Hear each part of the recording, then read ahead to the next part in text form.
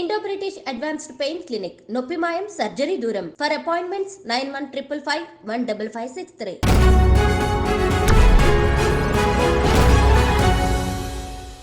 Hello and welcome to the point. మొన్న software engineer Atul Subhash ఆత్మహత్య నిజంగా చాలామందిని కలిచివేసింది. వ్యవస్థలో ఉండే లోపాలు లొసుగులు, మరి చట్టం న్యాయం వీటి పట్ల కూడా ఒక్కసారిగా అందరూ ఉలిక్కిపడేలాగా సంఘటనల క్రమం చూస్తే అర్థమైంది. అతను సూసైడ్ నోట్ రాసి వెళ్ళిపోయిన తీరు, అలాగే అతని భార్య కుటుంబ సభ్యుల్ని పోలీసులు ఇప్పుడు నిఘా వేసి ఉంచి అదుపులోకి తీసుకోవడం, ఇవన్నీ కూడా చూస్తే మళ్ళీ ఆ అమ్మాయికి బెయిల్ వచ్చేస్తుందని చెప్పి మరోవైపు కొంతమంది లాయర్లు వాదిస్తుంటే ఈ 498 నిజంగా అది అంత బలహీనమైన చట్టమా, లేక నిజంగా మహిళల పట్ల వాళ్ళకి ప్రొటెక్షన్ ఇవ్వడానికి వచ్చిన చట్టమా అనే ప్రశ్న మాత్రం మరోసారి మొదలైంది. ఇవాళ మనతో పాటు once again family counsellor and అందరికీ సుపరిచిత సైకాలజిస్ట్ యాజ్ వెల్ యాజ్ అనేక ఇష్యూస్పై తన గళమెత్తి మాట్లాడుతూ వచ్చిన యాక్టివిస్ట్ కృష్ణకుమార్ గారు ఉన్నారు మనతో పాటు. వారితో మాట్లాడదాం ఈ విషయం గురించి. నమస్కారం మ్యామ్. నమస్తే. చాలా దిగ్భ్రాంతి కలిగించిన విషయం. ఎందుకంటే ఏదో ఒక క్షణికావేశంలో చేసుకున్న ఆత్మహత్య కాదు, అతను మొత్తం ప్రిపేర్ చేసి మరి గ్రౌండ్ పెట్టి వెళ్ళాడు. ఎక్కడ పొరపాటు జరిగింది మ్యామ్? ఎక్కడ పొరపాటు అంటే అండి, దేశం మొత్తం మీద పురుషులు ఎక్కువ ఆత్మహత్య చేసుకుంటున్నారు స్త్రీల కన్నా. అంటే ఈ చేసుకోవడం ఏదో బలహీన మనస్తత్వం అని నేను అనను, కానీ స్త్రీలైనా పురుషులైనా ఎవ్వరూ ఆత్మహత్య చేసుకోవటానికి వీల్లేదు. అవును. అయితే ఏ కారణాల చేత చేసుకోవాల్సి వచ్చినా కానీ సమస్య వెంటే పరిష్కారం ఉంటుంది అనే ఒక పాజిటివ్ ట్రెండ్, పాజిటివ్ ట్రేడ్స్ మైండ్లో ఉండాలి. కానీ దురదృష్టవశాత్తు పొద్దున్న లేచిన దగ్గర నుంచి టీవీ పెట్టండి, న్యూస్ పేపర్ తీయండి, ఫేస్బుక్ చూడండి, ఎన్నో చావు వార్తలు, ఎన్నో అత్యాచారాల వార్తలు,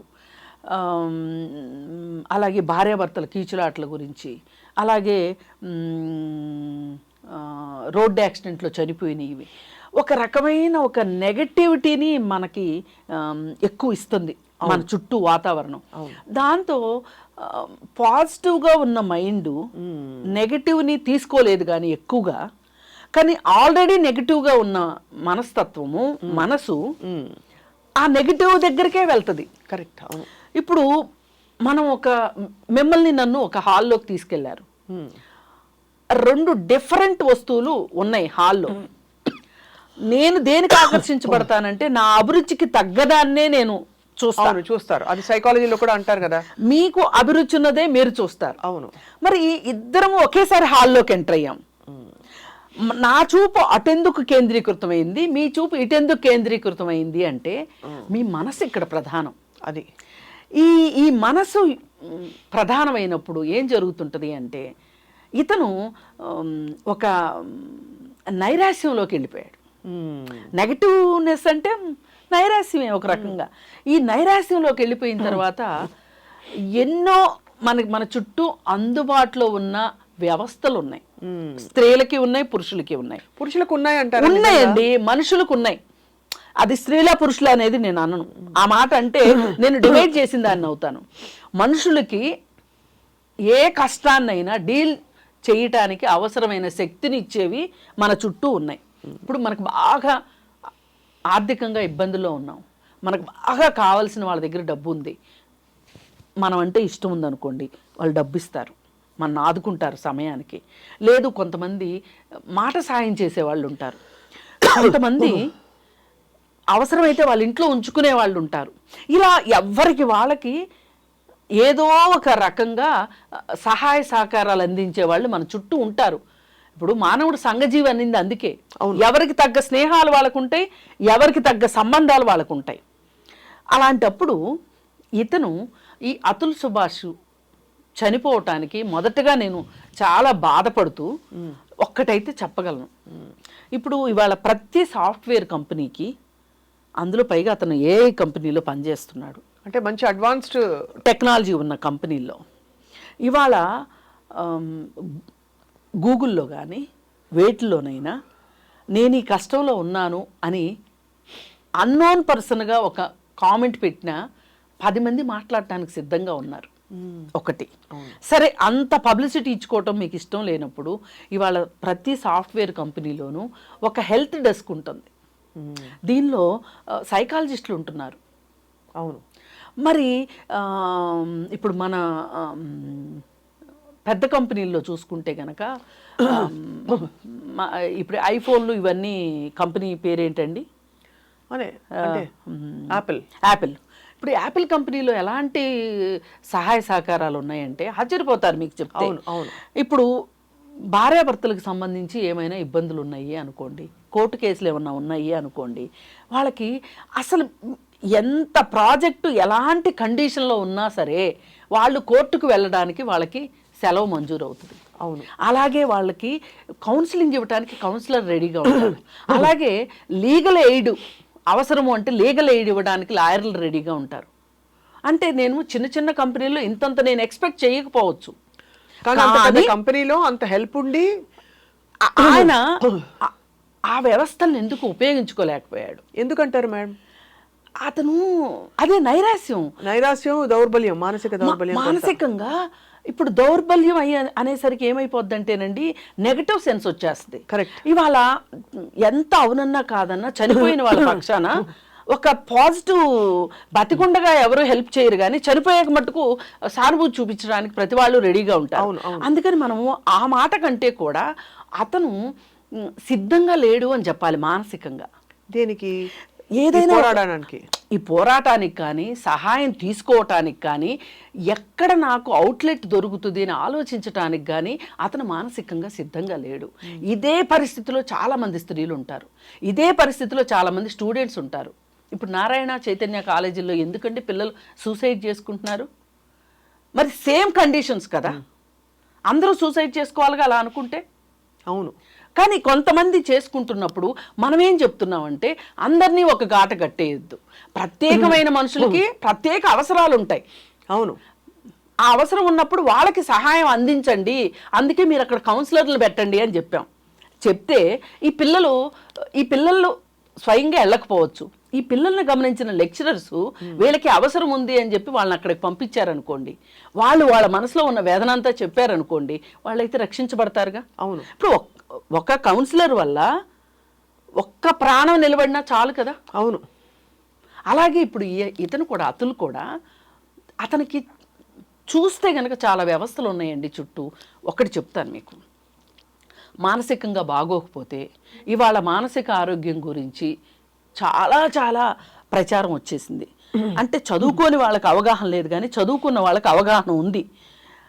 నేను ఇంత సంక్షోభం పడే బదులు నా బాధంతా ఒక మనిషికి నేను చెప్పేస్తే వాళ్ళు నాకు ఏదైనా ఒక సలహా ఇవ్వకపోతారా అనే ఒక ఆలోచన ఇతనికి రాలేదు. సరే, ఇతని కష్టాల్లో ఉన్నాడని కుటుంబం మొత్తానికి తెలుసు, అతని ఆఫీస్లో కూడా కొంతమంది స్నేహితులకు తెలుసు, కొలీగ్స్కి తెలుసు, వాళ్ళైనా ఇవ్వచ్చు కదా ఈ మాదిరి సలహా. కానీ కొన్నిసార్లు అండి ఎంత సలహాలు ఇచ్చినా తీసుకోవటానికి వాళ్ళు సిద్ధంగా ఉండరు.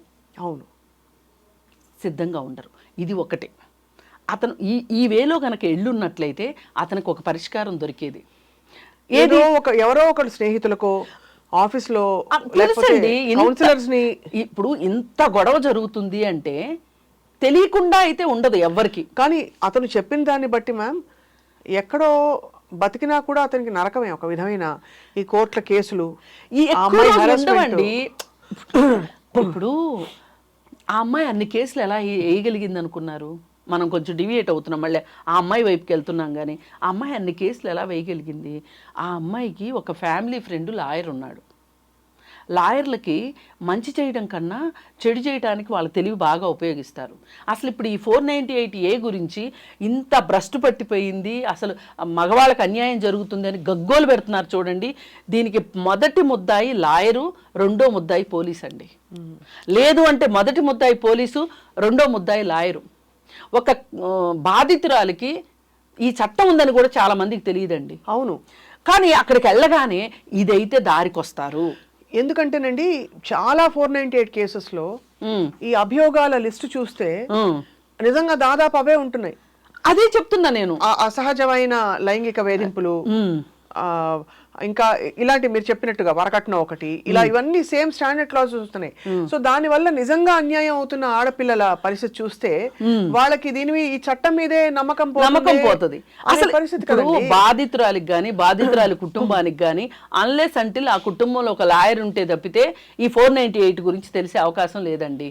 వీళ్ళు చెప్తారు, పోలీసులు చెప్తారు. ఎందుకు చెప్తారో చెప్తారు పోలీసులు కూడా.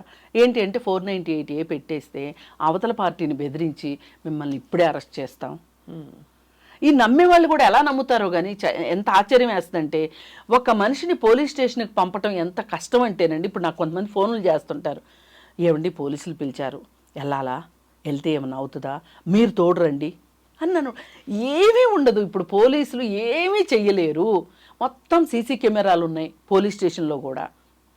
అవును, మీరు వెళ్ళి అక్కడ కూర్చోండి, మిమ్మల్ని ప్రశ్నలు అడుగుతారు. మీరు అడ్డదిడ్డంగా మాట్లాడకపోతే మిమ్మల్ని ఏమీ అనరు. అడిగిన దానికి మీరు సమాధానం చెప్పండి.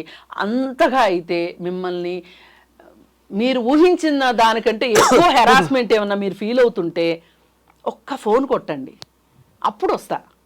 ముందు ఎందుకు రావాలి చెప్పండి, అంతే కదా అని చెప్తే కూడా భయం అండి. పోలీస్ స్టేషన్ అంటే భయము, కోర్టు అంటే భయము, పెళ్ళంటే భయము. ఇప్పుడు ఈ మధ్య కొంతమంది పనిగట్టుకుని పెళ్ళంటే భయపడేలాగా చేస్తున్నారు. ఈ ప్రచారం, ఇంత వ్యతిరేక ప్రచారం మంచిది కాదు. ఎవరి ఆడపిల్లలకి మంచిది కాదు, మగపిల్లలకి మంచిది కాదు. అయితే ఇప్పుడు తను మానసికంగా స్ట్రాంగ్గా ఉండి ఎదుర్కోవటానికి వీలుగా మనసును సంసిద్ధం చేసుకోలేకపోయాడు ఒకటి. రెండోది లీగల్ హెల్ప్, వీలైనంత లీగల్ హెల్ప్ ఇతను తీసుకోలేదు. అవును, ఎందుకో చెప్పమంటారా? అతను నా పిల్లాడిని చూసి 3 ఏళ్ళు అయిందని చెప్పాడు. 3 ఏళ్ళు అయినప్పుడు పిల్లాడిని చూడడానికి ఒక అవకాశం ఉంది, విజిటేషన్ రైట్స్ ఉంటాయి. అసలు పోలీసులకు చెప్తే అండి, పోలీసులు తెప్పిస్తారండి బిడ్డని. కానీ ఈ అమ్మాయి ఎన్నో కేసులు పెట్టేస్తే కూడా తెప్పిస్తారండి, అయినా తెప్పిస్తారు. బిడ్డకి తండ్రికి మధ్య అయితే అస్సలు మీకు ఈ ప్రపంచంలో ఏది అడ్డురాదు. పిల్లకి తల్లికి, పిల్లకి తండ్రికి, పిల్లాడికి తండ్రికి, పిల్లలకి తల్లిదండ్రులకి అడ్డు ఏదీ ఉండదు.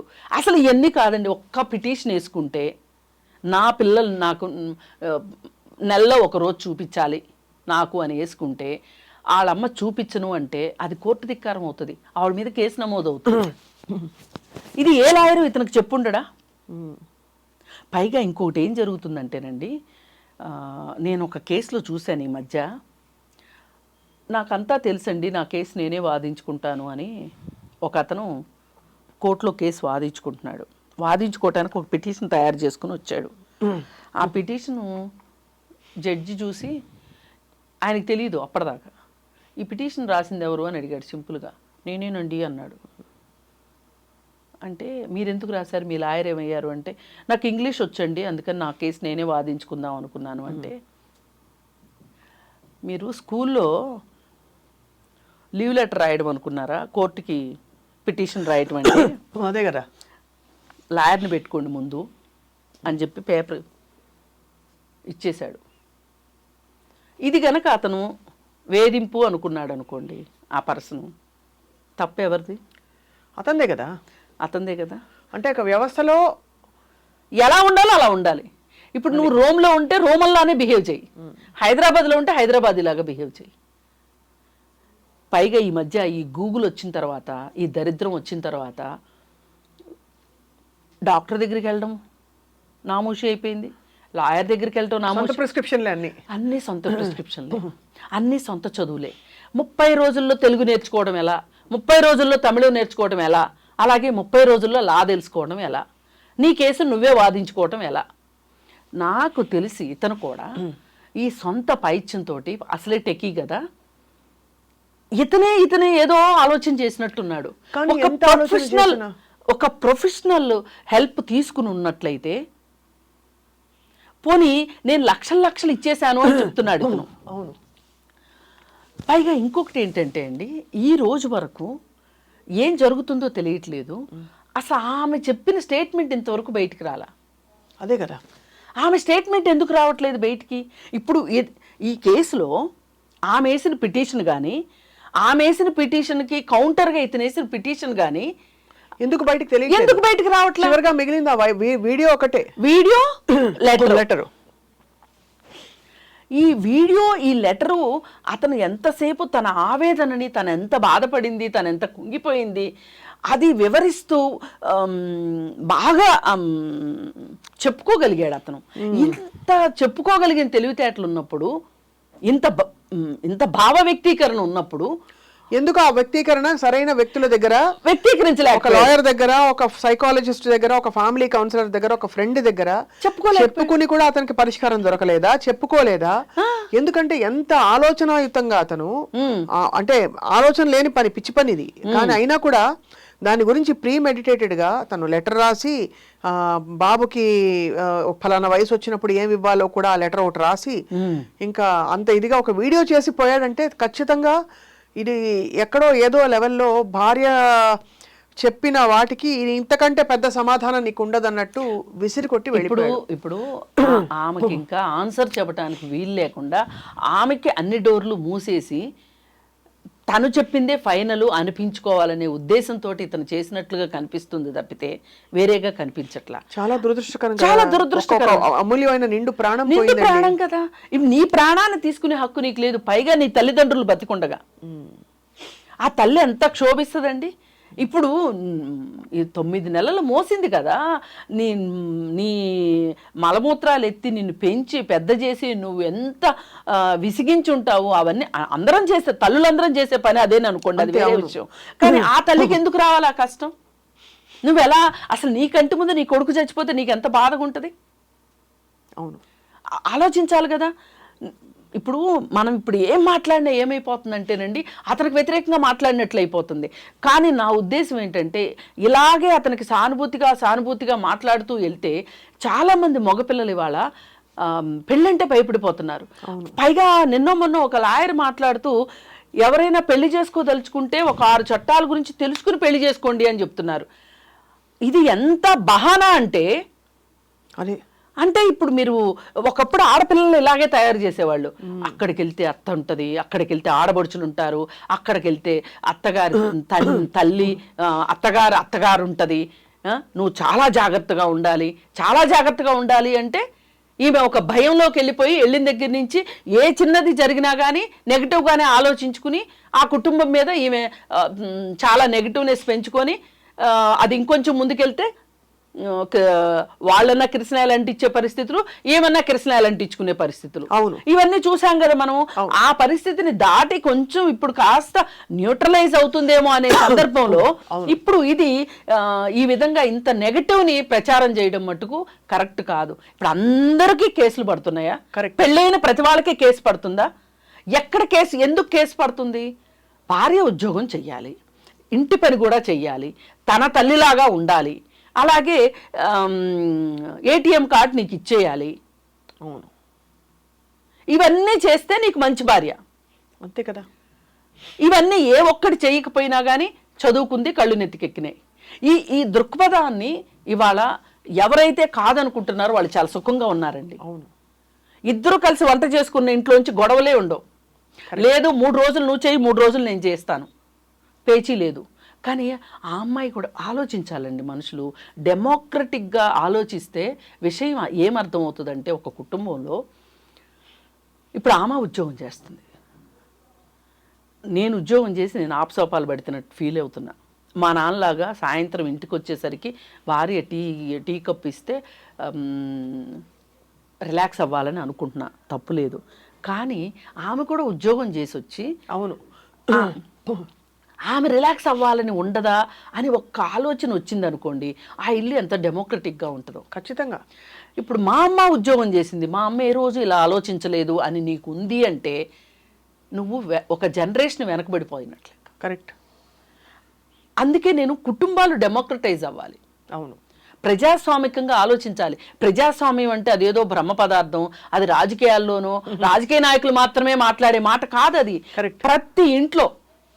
ప్రతి ఇంట్లో ఆ విధమైన వ్యక్తి స్వేచ్ఛ ఉండాలి.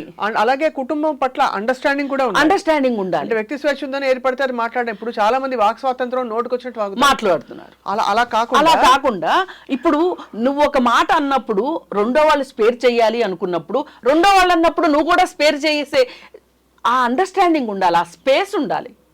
అవును, ఆ స్పేస్ లేకుండా పోతుంది ఇళ్లల్లో ఇవాళ. ఈ ఉద్యోగస్తుల్లోనే ఎందుకు ఇలా గొడవలు వస్తున్నాయి అని మనం చూస్తే గనక, నేను గచ్చిబౌలి ఏరియాలో ఫ్యామిలీ కౌన్సిలింగ్ చేసేటప్పుడు దాదాపు 70% కేసులు ఐటీ కేసులు వచ్చాయండి. ఇదే పేచి. వీళ్ళిద్దరు ఉన్నప్పుడు బాగానే ఉంటారంట భార్యాభర్త. ఆమె తల్లి వచ్చింది అనుకోండి, ఇంట్లో ఒక రకం చిచ్చు. అవును. అతని తల్లి వచ్చింది అనుకోండి, ఇంకొక రకం చిచ్చు. అసలు కొంతమంది అయితే నేను ఒక కండిషన్ పెట్టాల్సి వచ్చింది, అది తప్పు ఒక రకంగా. అంటే ఇప్పుడు తల్లిదండ్రులు ఎక్కడ కూడా అడుగుతాను కృష్ణకుమార్ గారు, అంటే ఈ టాపిక్ చాలా మనం మాట్లాడాం కాబట్టి, ఇలా గొడవలు వచ్చినప్పుడు పెద్దవాళ్ళు మంచి చెడు చెప్పడం తప్పంటారా? అసలు ఇంటర్ఫియర్ కాకూడదంటారా? వాళ్ళు అసలు మంచి చెడు చెప్పట్లేదండి, చెడు మాత్రమే చెప్తున్నారు. అమ్మాయి తల్లిదండ్రులు వస్తే ఒక రకం పేచి అన్నాను చూసారా, అదేంటంటే నా కూతుర్ని నేను ఎంత అల్లారు ముద్దుగా పెంచాను, ఆఫీస్ నుంచి వచ్చేసరికి మా అమ్మాయికి పాలు తాగటం కూడా రాదు అనే పరిస్థితిలో అమ్మాయిని పెంచి హఠాత్తుగా పెళ్లి చేసేస్తే వంటలు గింటలు ఏమి అంటే కుటుంబంలో ఏ విధమైన విధి నిర్వహణ ఉంటుందో దానికి చాలా దూరంగా పెంచి అపురూపంగా పెంచాము అని అనుకుంటున్నారో, అది పెళ్ళైన వెంటనే వాళ్ళు ఈ బాధ్యతలన్నింటిలోకి వెళ్ళాల్సి రావటంతో చాలా ప్రాబ్లం అవుతుంది. అప్పుడు వీళ్ళు ఏం చేస్తున్నారు, అక్కడికి వచ్చి గ్యాస్ లైటింగ్ చేస్తున్నారు. ఏమమ్మా ఎంత కష్టపడిపోతుంది, ఏంటమ్మా ఇంత చదువుకుని నీ పరిస్థితి ఎలా అయిపోయింది ఏంటి అని. అదే అటువైపు నుంచి అతగాడి తండ్రో తల్లో వచ్చారనుకోండి, వాళ్ళు ఏమంటున్నారు, ఏంట్రా ఇంత చదువుకుని నువ్వు ఇంటి పనులు చేస్తున్నావా అంతే అని మాట్లాడుతున్నారు. సో ఇవి పుల్లలు పెట్టడమే కదా. అదే చెప్తున్నా, వీళ్ళు అసలు ఎక్కడ ఒక మంచి పాత్ర పోషించట్ల తల్లిదండ్రులు. పైగా తల్లిదండ్రులకు తీరిక ఎక్కువైంది. ఒకరిద్దరు పిల్లల్ని కనడం, ఆ పిల్లల మీద మైక్రో మేనేజ్మెంట్ చేయటం, వాళ్ళ పెళ్ళిళ్ళు అయిపోయినా సరే వాళ్ళ ఫ్యామిలీలో దూరటం. కరెక్టే మీరు అన్నది. ఇవన్నీ ఇప్పుడు వాళ్ళ అమ్మ ఎక్కువ పెత్తనం చేసింది అని అతుల్ సుభాష్ కూడా మాట్లాడాడు, మీరు గమనిస్తే. అవును, వాళ్ళ అమ్మ అందుకనే కదా అడుగుతున్నాను మిమ్మల్ని. అమ్మాయి వాళ్ళ అమ్మ పెత్తనం చేయబట్టి వాళ్ళమ్మ అలా నువ్వేం తగ్గేదేలే అని చెప్పి, నువ్వు తగ్గద్దని చెప్పి పిల్లకి రకరకాల చట్టాన్ని ఇప్పుడు మహిళల పట్ల ఏదైనా మాట వచ్చుండొచ్చు, అది మనం చూడలేదు. తప్పకుండా ఇది కూడా జరిగింది, వాస్తవం, ఖచ్చితంగా జరుగుతుంది. మరోవైపు అతను సరైన వనరులని సరైన వ్యక్తులని సంప్రదించకుండా సొంతంగా సెల్ఫ్ ప్రపంచంలోకి లోపలికి వెళ్ళిపోయి అసలు అన్ని లక్షలు అడుగుతుంటే డే 1 మీరు ఎందుకు ఇచ్చారు? అదే కదా, అన్ని లక్షలు ఎందుకు ఇచ్చారు? మీరు ఇవ్వాల్సింది కాదు కదా. అవును. ఆ అమ్మాయి ఇమ్మన్నా సరే వాళ్ళ అవసరాలు ఏంటి, వాళ్ళకు ఒక కొడుకున్నాడా లేదా వాళ్ళు చూసుకుంటారు, వాళ్ళ ఫ్యామిలీ. పైగా అండి, మనం ఎంతసేపు చదువుకున్నంత మాత్రాన మనం పేట్రియార్కీ నుంచి బయటకు వచ్చాము అనుకోవటానికి వీల్లేదు. ఈ పేట్రియార్కీ చాలా బలంగా పనిచేస్తుంది. అవును మ్యామ్, అంతే. ఇది ఒక ఫ్యాక్టరు.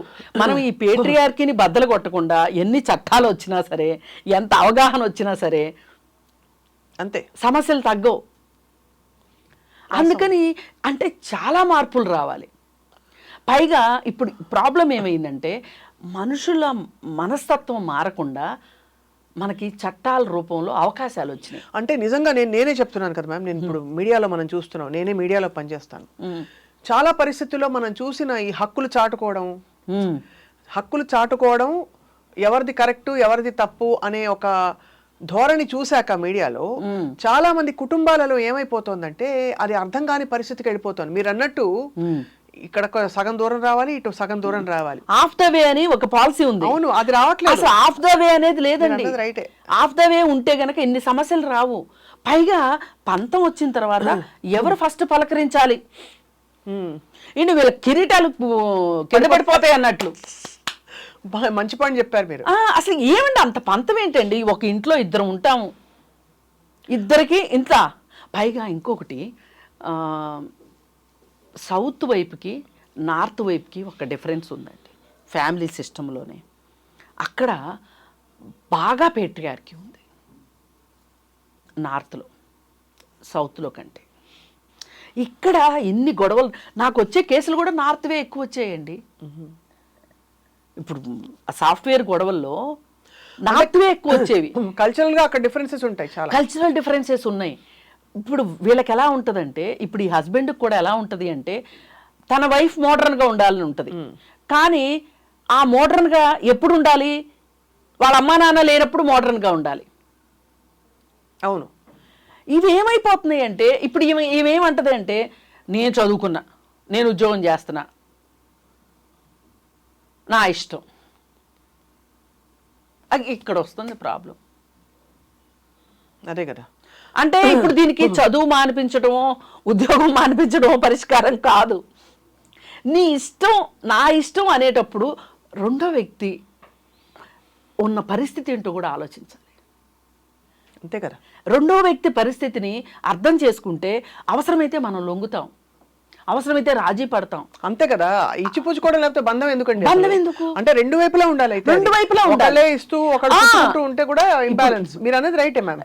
ఈ బ్యాలెన్స్ రానంతసేపు, డెమోక్రటైజ్ కానంతసేపు ఇలాగే ఉంటాయి. ఇలాంటి కేసులు బోల్డ్ చూస్తాం. పైగా ఇంకొకటి అండి, అతను నేను 40 సార్లు వెళ్ళాను అని చెప్తున్నారు కదా. అసలు ఆయన ఒక లాయర్ని అపాయింట్ చేసుకుని లాయర్ని రిప్రజెంటేటివ్గా పెట్టుకోవచ్చండి. ఈయన అన్నిసార్లు వెళ్ళాల్సిన అవసరం కూడా లేదు. అంటే చాలా అవకాశాలు ఉన్నాయి. ఆ అవకాశాలని అతను ఎందుకు వినియోగించుకోలేదు అన్నదానికి నాకు ఒకటే సమాధానం ఏంటి అంటే, ఇప్పుడు పాత రోజుల్లో లేడీస్ ఎక్కువ ఒళ్ళు కాల్చుకుని చచ్చిపోయేవాళ్ళు. ఇప్పుడు వేరే వేరే అవకాశాలు ఉన్నాయి చచ్చిపోవటానికి కూడా. కానీ ఒళ్ళు కాల్చుకుని చచ్చిపోవడం వెనకమాల రీజన్ ఏంటి అంటే, ఆ బాధ అది చూసి వాళ్ళు ఏం ఆలోచిస్తారంటే, నేను వీళ్ళ వల్ల నేను ఇంత సఫర్ అయ్యాను అనేది, నా సఫరింగ్ వాళ్ళకి అర్థం కావాలి అని ఆ ఫీలింగ్ కోసం వాళ్ళంత కష్టపెట్టుకునేవాళ్ళు. కొంతమంది ఇళ్లల్లో కూడా ఉంటారు చూడండి, అందరూ సంతోషంగా ఉంటే, అందరూ మంచి బట్టలు వేసుకుని ఏ పండగ రోజు ఉంటే, ఒకళ్ళు పాత బట్టలు వేసుకుని ఏదో ఒక పని చేస్తున్నట్లుగా ఉంటారు. ఏంటి అంటే, వీళ్ళందరికీ ఉన్న ప్రివిలేజ్ నాకు లేదు, వీళ్ళందరూ లాగా నేను కాదు, వాళ్ళందరూ బ్లెస్డ్ పీపుల్, నేను అన్బ్లెస్డ్ అనే సంకేతం ఇవ్వటం కోసం అలా చేస్తూ ఉంటారు. సింపతి గెయినింగ్ కోసం చూస్తూ ఉంటారు. సెల్ఫ్ విక్టిమైజేషన్ అనమాట. వాళ్ళు విక్టిమ్స్గా భావించుకుంటారు. ఈ భావించుకోవడం వల్లనే చాలామంది ఏం చేస్తారంటే బాధలో ఉండటానికే ఇష్టపడతారు. ఆ బాధ నుంచి బయటికి రావడానికి, ఇప్పుడు సీత కష్టాలు సీతయ్య, పేత కష్టాలు పేతయ్యండి. స్త్రీలైనా పురుషులైనా అంతే కదా. ఎవరైనా సరే, స్త్రీలకి ఉన్నాయి, పురుషులకి ఉన్నాయి. ఇవాళ పైగా పురుషులు ఆత్మహత్య ఎక్కువ చేసుకుంటున్నారు అన్నదానికి కేవలం స్త్రీల వల్లే అని చెప్పడం చాలా దుర్మార్గం. స్త్రీల వల్ల మాత్రమే కాదు, స్త్రీలు కూడా ఒక కారణం కావచ్చు. కానీ ఆర్థిక విషయాల్లో ఇవాళ కుటుంబాలు ఆత్మహత్యలు చేసుకుంటున్నాయి. ఎందుకండి? షేర్లలో పెట్టి అదేదో చెంబు ఊడి పడుతుందంట, ఏదో ఒక చెంబు మన ఇంట్లో ఉంటే డబ్బులు ఎక్కువ వస్తాయి అని చెప్పి, అవును, దానికోసం ఖర్చు పాత్ర ఇంకేదో ఉందండి, అదేదో అంటే అర్ధరాత్రి ధనవంతులం అయిపోవాలి. ఒక్కొక్కళ్ళు లాటరీ టికెట్లు కొని సూసైడ్ చేసుకునే వాళ్ళు ఉన్నారు. ఒక్కొక్కళ్ళు అప్పులిచ్చి సూసైడ్ చేసుకున్న వాళ్ళు ఉన్నారు. ఇలా అంటే ఏంటి అంటే, ఆర్థిక పరిస్థితుల్ని సరిగా మేనేజ్ చేసుకోవటం రాక భార్య పిల్లల్ని కూడా చంపి చచ్చిపోతున్న వాళ్ళు ఉన్నారు. దీనికి భార్య ఎక్కడ కారణం ఏంటి చెప్పండి? అలాగే ఉద్యోగం రాలేదు అని చనిపోతున్న వాళ్ళు ఉన్నారు. అలాగే మగపిల్లవాడి మీద ఎక్కువగా బాధ్యతలు పెట్టి తల్లిదండ్రులు, నువ్వు మగపిల్లాడివి, ఈ వంశాన్ని ముందుకు తీసుకెళ్లవలసిన వాడివి, నువ్వు ఏదైనా నువ్వే భరించాలి, నీ చెల్లి పెళ్లి నువ్వు బాగా ఘనంగా చెయ్యాలి అంటే వాడు అక్కడ అప్పులు చేసి ఇక్కడ అప్పులు చేసి వాడు పెళ్లి చేసుకునే లోపు వరకు ఈ అప్పులు తీర్చుకుంటూ బతకాలి. ఈ అప్పులు అయిపోయిన తర్వాత మళ్ళీ వాడి పెళ్లికి మన ఫ్యామిలీకి తగ్గట్టు మనం పెళ్లి చేయొద్దా అని వాడిని మళ్ళీ అప్పులు ఊబిలో దించే తల్లిదండ్రులు ఉన్నారు. సో కాల్డ్ సొసైటీ కోసం. ఇలాంటి కారణాలు చాలా కారణాలు ఉన్నాయి. అనారోగ్య కారణాలు ఉన్నాయి, మానసిక కారణాలు ఉన్నాయి, మందుకు బానిసలైపోయి చచ్చిపోతున్న వాళ్ళు ఉన్నారు.